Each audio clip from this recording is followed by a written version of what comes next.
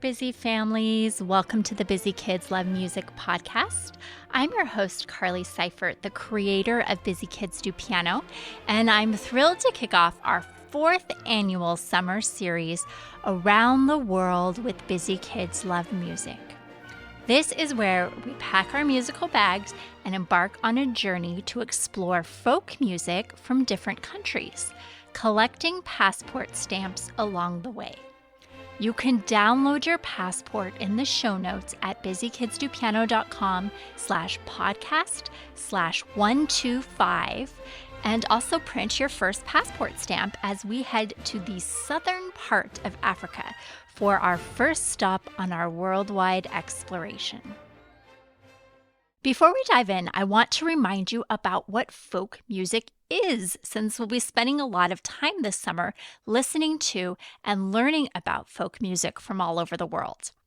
Folk music tells stories about people, places, and traditions. It's music that has been passed down from grandparents to parents and then to us, and it helps us learn about different cultures and history and the things that make each place unique.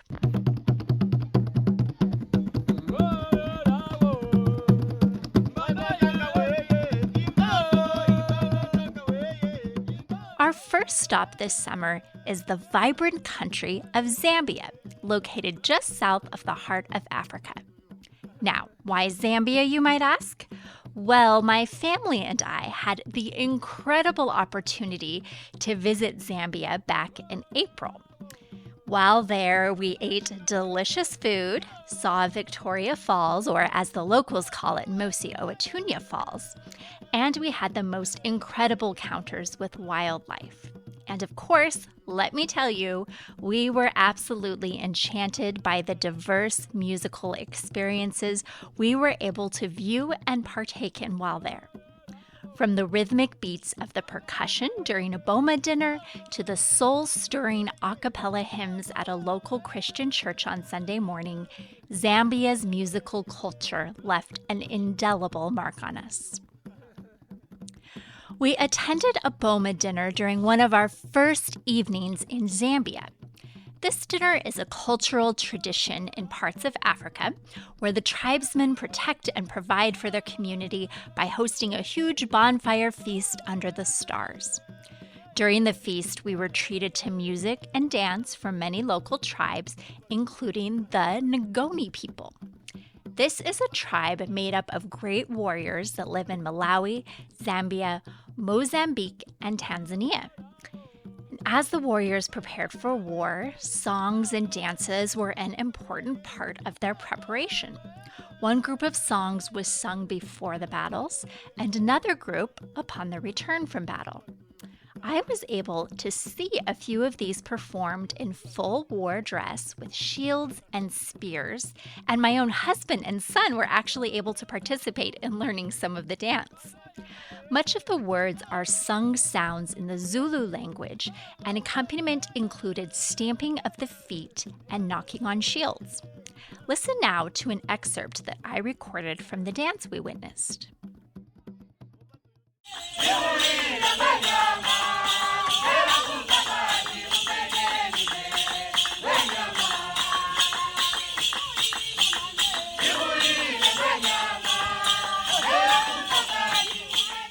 The bells that you hear accompanying the singing and chanting were actually tied to the shoes of the Ngoni people, and the stamping of the feet as they danced was an important part in bringing those bells to life.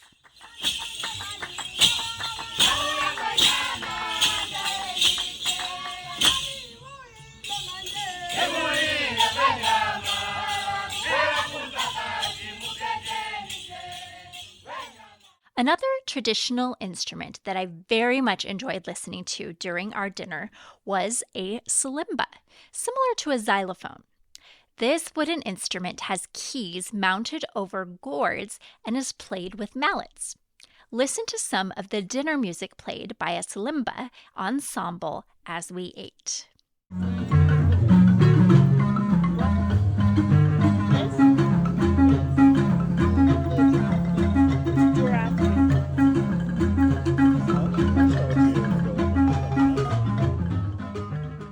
In addition to drums and other percussive instruments like the kalimba, another popular instrument in the region is something often called a thumb piano, which has different names depending on which tribe is playing it. Some Zambian languages call it a kalimba or a mbera.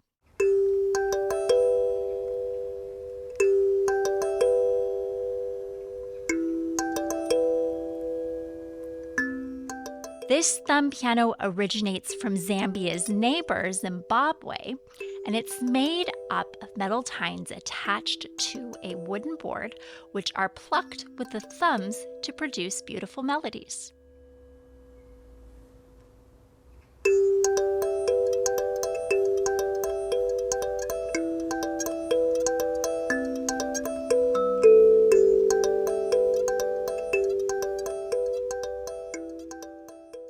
Zambian folk music has a big influence on the music Zambians listen to today. Imagine it like mixing a special recipe with all kinds of flavors. People in Zambia love using the fun beats, catchy tunes, and cool instruments from traditional folk music to create modern songs that everyone enjoys. Churches across Zambia incorporate indigenous musical elements such as drumming patterns and call and response singing into their worship services, creating a dynamic and spiritually uplifting experience. The music you're hearing now is from a worship service I attended in Lusaka, the capital city of Zambia.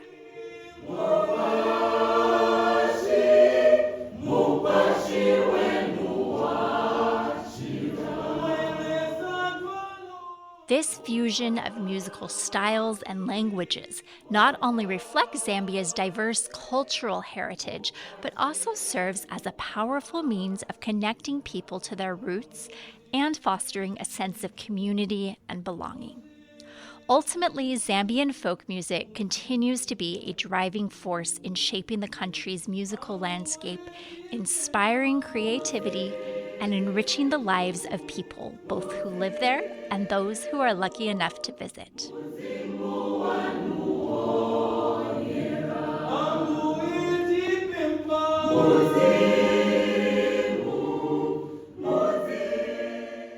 Today you listen to a lot of my own recordings of Zambian folk music, but I've put together a curated playlist on YouTube of some other examples of Zambian folk music. You'll find a link to that playlist in the show notes at busykidsdopiano.com/podcast/125. And you'll want to head to the show notes to print your passport and your passport stamp now that you have visited the beautiful country of Zambia with me. Again, you can find all that at busykidsdopiano.com/podcast/125.